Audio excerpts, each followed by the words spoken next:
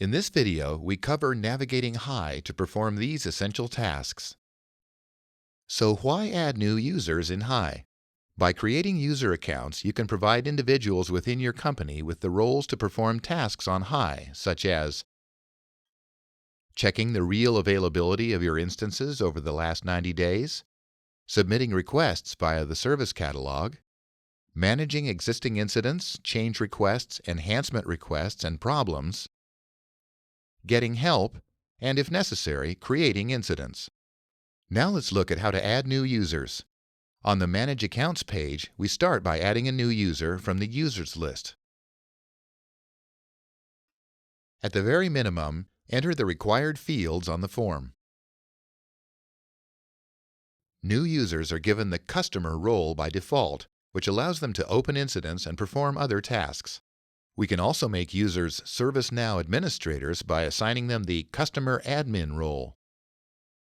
Customer admins can create new Hi users, manage users and company contacts, and perform actions on company instances. Once assigned the role, the user appears in the My ServiceNow Admins list. Now let's take a look at how to create an incident. In this example, our admin needs to report that email is down on the production instance.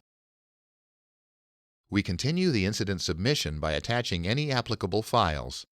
We use drag and drop here, but you can also navigate to the directory. Next, we select the affected instance or instances. In our example, we only have one instance, but you can add more than one if the issue affects multiple instances.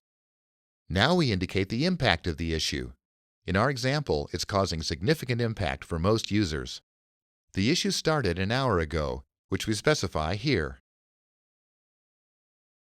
Notice that a list of articles appears based on the information provided. Clicking on any of them opens the knowledge base in a new tab. If we can't find the solution, we can return to the form and submit the issue. Now let's look at how to schedule an upgrade for an instance on the Manage Upgrades page. For each of our instances, we can see which version it's currently running, whether an upgrade is scheduled, and whether an upgrade is available for that version. The latest version available is selected by default.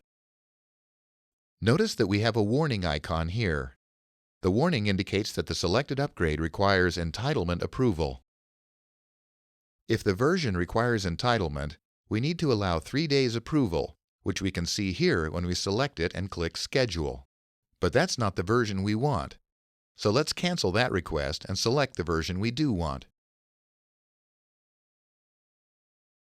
Now we select a time for the upgrade to start. You can select right now, but keep in mind that it may take up to an hour for the upgrade to start. In our example, we want the upgrade to start after business hours, so we open the calendar and enter 10 p.m. today, which is 2000 hours in the 24-hour time format, and schedule our request.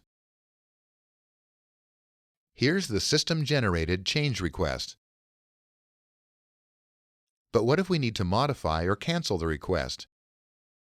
We can cancel the upgrade here, and back on the Manage Upgrades page, we can see that no upgrades are scheduled. Now let's create a new request to reschedule the upgrade to tomorrow. You can also view the upgrade schedule for all of your instances via the Change Calendar. Here we access the Manage Instances page, which displays all of our company instances and allows us to perform actions on them. The Change Calendar displays all of the instance change requests scheduled for our instances. By clicking on a request, we can review the details. For more information, please consult our product documentation, knowledge base, or podcast, or ask a question in the ServiceNow community.